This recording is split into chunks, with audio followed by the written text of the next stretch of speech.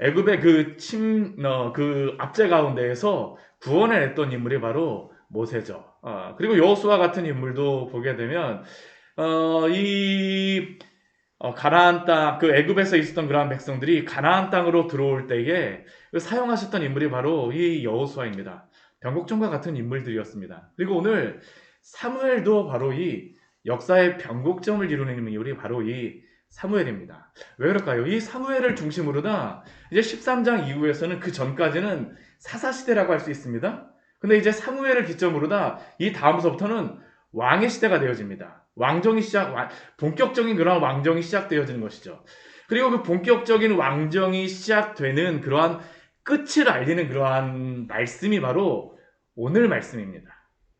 이 역사가 이렇게 변하고 이렇게 막 변곡점들이 있을 때, 그럼 역사가 이런 어떤 변곡점들이 있기 때문에 이 사람들의 마음은 많이 바뀌게 되어지죠. 근데 중요한 것은 그리스도인들에게 우리가 성경 말씀 볼 때 이 역사의 변곡점은 있지만 그러나 그 중심은 누구인가라는 게 항상 굉장히 중요합니다. 어제 말씀을 보면 이스라엘 백성들이 그 사울과 같이 전쟁에 이겼습니다. 그러면 사무엘 같은 경우 이제 전쟁에 이기고 난 다음에 사울이 왕이 되었기 때문에 사무엘이 이제 마지막으로 설교하는 게 오늘 말씀인데, 그러면 보통 이러한 설교를 하게 되면 어떠한 말씀을 전하는 게 가장 좋을까요? 이들이 그 가장 좋고 분위기가 가장 좋은 설교는 당신들이 사울과 함께 그렇게 했기 때문에 우리가 승리하였습니다. 당신들이 지금같이 한 것처럼만 쭉 사울과 같이 한 마음으로 나아가십시오. 그러면 이스라엘은 항상 승리가 있을 것입니다. 하게 되면 얼마나 듣기에도 좋고 또 그 전하는 사람도 얼마나 그 편하겠습니까? 근데 오늘 말씀을 보게 되면 사무엘은 그러한 설교를 전하지 않습니다. 변곡점의 그 설교의 그 중심이 그래서 오늘 말씀이 굉장히 중요한 의미를 가지고 있습니다. 사무엘을 통해서 하나님이 무엇을 말씀하시는가? 먼저 1절서부터 우리 5절까지의 말씀을 보게 되면 사무엘이 자신이 어떠한 그러한 사역들을 해왔는지를 그가 전하고 있습니다. 내가 어떠한 일을 해왔다. 근데 사무엘이 이것을 말씀할 때에 내가 어떠한 것을 해왔다라고 자랑하기 위해서 전하는 것이 아닙니다. 먼저 1절 말씀을 보게 되면 사무엘이 온 이스라엘 백성들에게 내가 그 너희의 말을 듣고 한 왕을 세웠다. 내가 잘했지. 이거 말하고자 함이 아닙니다. 사무엘이 지금 그 자신이 사역하면서 해왔던 그러한 자신의 평생의 사역을 정리를 하면서 이야기를 하죠. 그 자신의 그러한 청렴결백함, 정직함을 사무엘이 이들에게 묻습니다. 내가 어려서부터 오늘까지 너희 앞에 출입하면서 한번 내가 여기 있으니까 한번 당신들이 한번 봐보시오. 여호와 앞에서 그의 기름 부은 자 받은 자 앞에서 이 사울 앞에서 세운 왕 앞에서 내가 누구의 소를 빼앗았습니까? 우리 3절 말씀에 보게 되면 누구의 나귀를 빼앗았습니까? 누구를 속였습니까? 누구를 압제하였습니까? 내가 지금까지 그 어떤 사람에게 뇌물을 받고 그 눈이 흐려져서 그 재판을 잘못하였습니까? 지금 이 사무엘이 지금 하고 있는 것은 자신이 그 사사라고 하는 것은 이 재판관이라는 의미입니다. 재판관으로서 자신이 사사로서 사역을 해왔는데 자기 자신을 이스라엘 백성들 앞에서 지금 세워보는 것입니다. 내가 이러한 일들을 행하였습니까? 만약 그렇다면 제가 당신들 앞에 갖겠습니다라고 이야기를 하고 있습니다. 그러자 이스라엘 백성들의 대답이 무엇일까요? 당신은 우리를 속인 적이 없고 압제하지도 아니었고 누구의 손에서든지 아무것도 빼앗은 것이 없습니다. 그러면 이러한 이야기를 사무엘이 듣자 이들에게 다시 한번 이야기합니다. 내가 당신들의 손에서 당신들이 보기에 내가 어떠한 잘못을 해서 당신들이 찾아낸 것이 내 손에서 없다라 그러면 여호와께서 내게 증언이 되어 주시고 또한 그 사울도 나의 증인이 되고 또한 당신들도 나를 증언하는 것이 맞습니다. 지금 이것은 사무엘이 자신이 결백하다라는 것을 자신의 사사 기간 동안에 그러한 것들을 말하는 것이죠. 근데 이게 자신의 공치사를 위해서 하는 것이 아닙니다.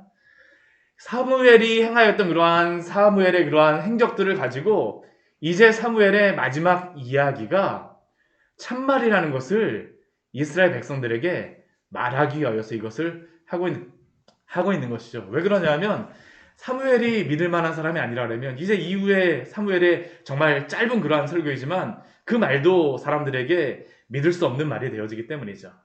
사무엘 스스로가 내가 결백하니 그러면 지금서부터 내가 하는 말이 그 참이라는 것을 당신들이 믿고 그러면 이 말씀을 받아들이시오. 이게 바로 사무엘이 이들에게 하고 싶은 이야기입니다. 그러면 이들에게 하고 싶은 아니 하나님이 지금 사무엘을 통하여서 하고 싶은 그러한 말씀이 무엇일까요?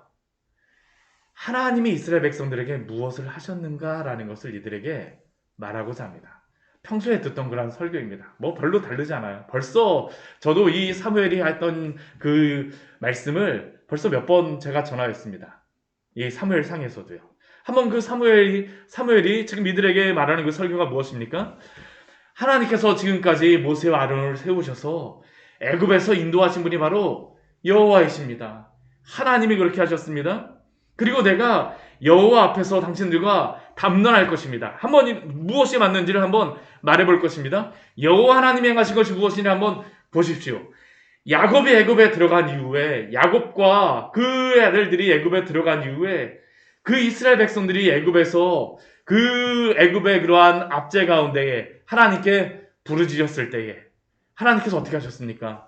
모세와 아론을 보내셔서 그 두 사람을 통하여서 애굽에서 이스라엘 백성들, 당신들의 조상들을 인도하여 내어서 이곳에 살게 하셨습니다.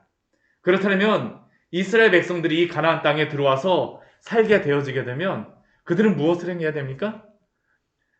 하나님의 말씀에 순종하며 하나님께 감사하기 때문에 하나님의 말씀에 순종하며 하나님이 주신 땅이기 때문에 하나님의 뜻대로 살았더라라는 그런 말씀이 나와야죠.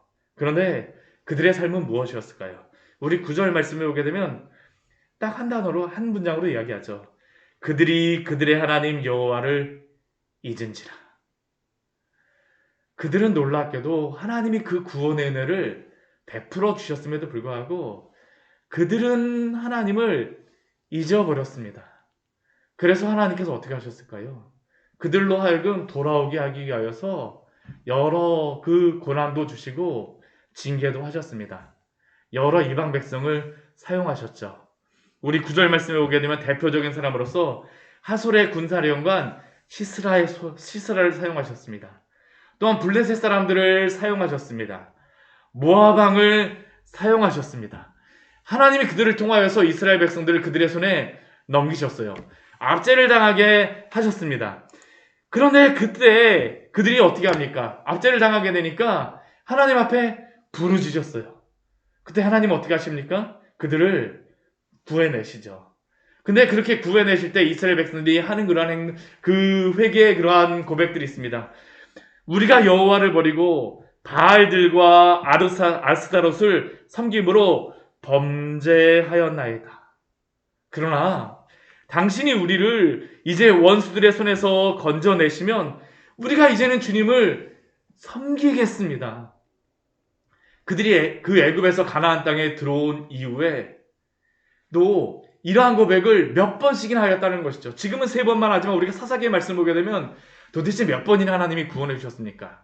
굉장히 많은 선지자들을 보내주셨죠. 거의 10명이 되는 그런 선지자를 보내주셔서 그 이스라엘 백성들을 구원하셨습니다. 범죄할 때마다 하나님이 그럼에도 불구하고 그들이 회개할 때마다 그들의 그러한 소리를 들으시고 구원하여 주셨습니다.